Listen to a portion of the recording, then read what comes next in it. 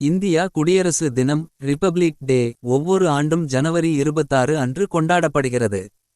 இது இந்தியாவின் முக்கிய தேசிய நாள்களில் ஒன்றாகும். ஏனெனில் இந்த நாள் இந்தியா ஒரு குடியரசாக அறிவிக்கப்பட்ட மற்றும் அதன் அரசியலமைப்பு அமலுக்கு வந்தது.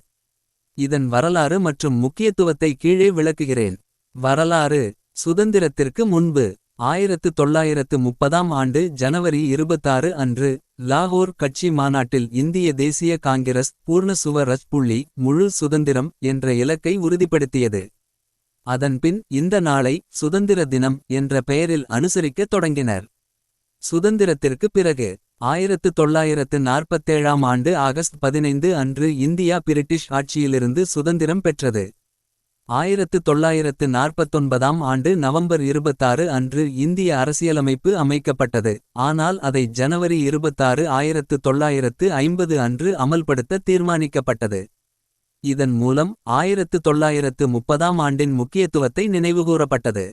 1950ஆம் ஆண்டு ஜனவரி 26 அன்று இந்தியா குடியரசாக அறிவிக்கப்பட்டது. அதற்காக ஜவஹர்லால் நேரு மற்றும் சட்டம் வரைவு குழு தலைவர் டாக்டர் பி.ஆர். அம்பேத்கர் உள்ளிட்ட முக்கிய தலைவர்களால் இந்திய அரசியலமைப்பு உறுதி செய்யப்பட்டது. குடியரசு தினத்தின் முக்கியத்துவம். குடியரசு அமைப்பு. இந்தியா ஒரு ஜனநாயக குடியரசாக மாறியது. அதில் மக்களுக்கு முழு உரிமைகள் மற்றும் சட்ட ஆட்சி வழங்கப்பட்டது. அரசியலமைப்பின் நிலைமைகள். இந்திய அரசியலமைப்பு உலகின் மிகப்பெரிய எழுத்து படிவ சட்டமாக உள்ளது. அரசியல் மற்றும் சமூக உரிமைகள் மக்கள் அனைவருக்கும் சமமாக வழங்கப்பட்டன. கொண்டாட்டங்கள். குடியரசு தினத்தன்று தில்லி ராணி பெரிய கோட்டை அருகே மிகப்பெரிய பேரணிகள் நடைபெறுகின்றன. இந்த நிகழ்ச்சியில் இந்திய ஆயுத படைகள், கலாச்சார குழுக்கள் மற்றும் மாணவர்கள் பங்கேற்கின்றனர். ஜனாதிபதி தேசிய கொடியை ஏற்றி வைக்கிறார் மற்றும் முக்கிய பேச்சு வழங்குகிறார்.